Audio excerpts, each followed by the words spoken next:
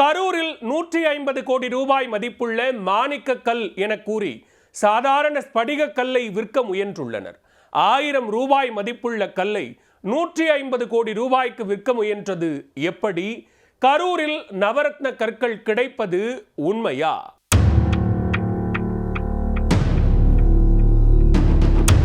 கரூர் மாவட்டத்தில் மாணிக்கபுரம், வெள்ளியணை உள்ளிட்ட கிராமங்கள் இயற்கை வளங்கள் மிகுந்த பகுதியாகும். இங்கு பல இடங்களில் பூமிக்கு அடியில் விலை உயர்ந்த பல வண்ணக்கற்கள் எடுக்கப்பட்டுள்ளன.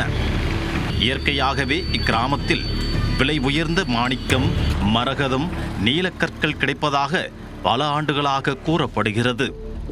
அவ்வப்போது அதனை வெட்டி எடுப்பவர்கள் மீது போலீசார் நடவடிக்கைகள் எடுப்பதும் வாடிக்கையாக இருந்து வருகிறது. குறிப்பாக மழை பெய்தால் பூமிக்கு அடியில் உள்ள சிறு சிறு விலை உயர்ந்த கற்கள் தானாக வெளியே வரும். இந்த கற்களை தேடி எடுக்கும் அப்பகுதி கிராம மக்கள் இடைத்தரகர்கள் மூலம் விற்பனை செய்து வருமானம் பார்த்து வருகின்றனர்.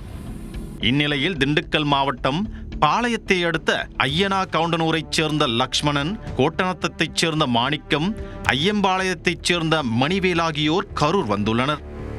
தங்களிடம் 150 கோடி ரூபாய் மதிப்புள்ள கற்கள் இருப்பதாகவும் அவற்றை விற்க முயற்சி செய்வதாகவும் தெரிவித்துள்ளனர்.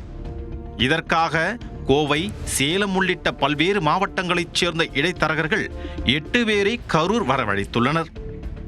கரூரை அடுத்துள்ள ஏமூர் காத்தலாப்பட்டி ரோட்டில் சின்ன பூவன் என்பவர் கட்டி வரும் புதிய வீட்டிற்கு இடைத்தரகர்களை வரவழைத்து மாணிக்கக்கல்லின் விலை 150 கோடி ரூபாய் என பேரம் பேசியுள்ளனர். அதற்கு முன்பாக உங்களிடம் இருக்கும் மாணிக்கக்கல்லை காட்டும்படி 8 பேரும் கேட்க, கல்லை கண்ணில் காட்டாமல் நீண்ட நேரம் கல்லின் விலை 150 கோடி என விலையை மட்டும் பேரம் பேசி காலம் தாழ்த்தி வந்துள்ளனர்.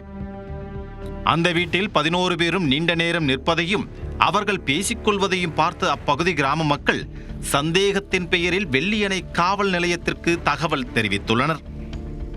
அங்கு வந்த போலீசார் அவர்களிடம் மேற்கொண்ட விசாரணையில் மாணிக்கக்கல் என கூறி ஸ்படிகக்கல்லை வைத்துக் கொண்டு ஏமாற்றி மோசடியாக விற்பனை செய்ய முயன்றது தெரிய வந்தது.